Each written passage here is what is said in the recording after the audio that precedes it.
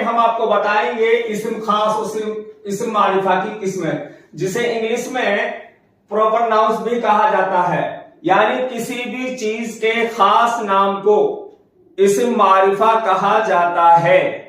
जैसे ताज महल, लाल किला, कुतुब मीनार, ऐसा नाम जिसके बोलने से आप फौरन समझ जाएं किस शहर, किस चीज, किस इंसान की बात की जा रही है, वो तो है इस्म मारिफा।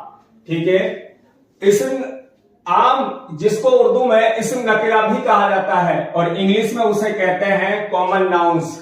समझ रहे आप?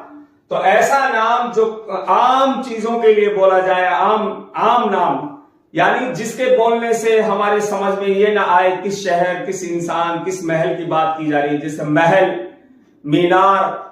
ठीक है। इस तरह के जो नाम होते हैं वो इस्म नकीरा कहलाते हैं, जिसे इंग्लिश में